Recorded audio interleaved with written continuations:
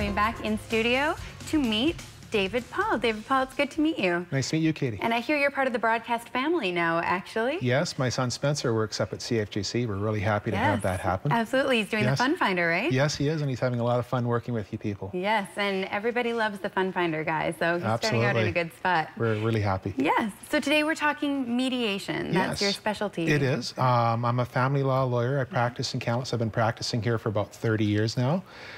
For about the past 23 years, I've also been doing something in my practice called mediation. Okay. And mediation is an alternative to going to court, which people can choose if they wish to try to resolve their conflict in a less confrontational, less adversarial manner. Right. And it's very effective, and it works well. So it's what you would advise as people are looking to change and separate their lives. Yes. In fact, not only do I recommend it, Katie, but it's also recommended by our Family Law Act.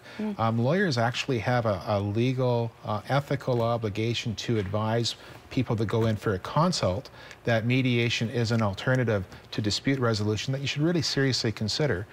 And so when the government reenacted our Family Law Act back in 2013, they actually specifically stated language in the Family Law Act that says, lawyers, you have an obligation to talk about this. So when I sign off on a notice of family claim or on a divorce action for a client, I sign a certificate that basically ensures that that you attempted mediation first. That I've at least advised my client of the option. Right. And why is that? Why did they add that to the Act? Why? Well, I think there's been a recognition for a long time by government, by lawyers, by judges that family law disputes in particular are sometimes not best resolved in a courtroom because you got to remember that in a family dispute, the conflict continues, the relationship continues after the relationship is over. Yes. And it's the people that aren't present in the mediation or in the courtroom that are sometimes the most affected, i.e. the children.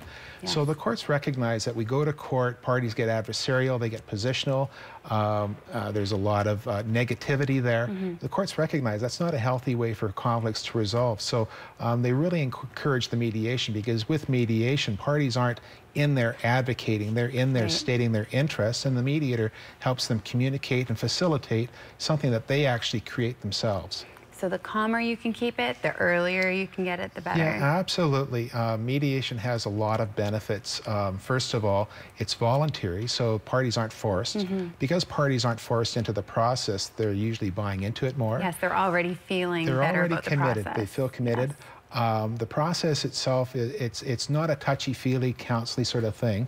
There's a lot of science. Lawyers aren't really touchy-feely. Well, you know, I guess we can be what people want us to be, but we really try to get down to business, and that's what mediation is. We get down to business, and people come in typically with a family situation. They got kids, they got children, there's money, there's property to divide. There's at least 5 issues to resolve, and in a successful mediation, parties can go through 4 or 5 sessions and resolve everything.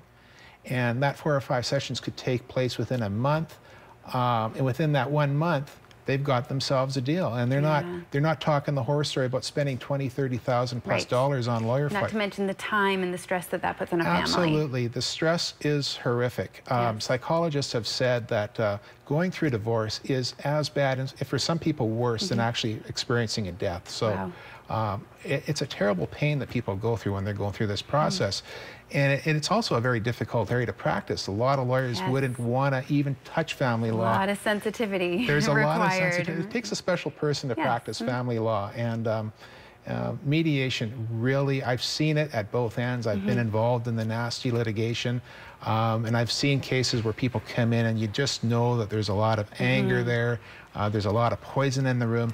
And they really do need some guidance. They really do need some help. And most people want to get things resolved. Nobody really wants to go to court and fight. If you can avoid the fight, absolutely do. If you would like more information about this, and this is something that you need more information on, you can call 250-828-9998 or visit kamloopslaw.com. And I think we said, but just to make sure, it's Paul and Company. That's correct. We can search that as well. Thank you so much for coming in and for all of your information. Thank you very much, Katie. And Midday will be right back.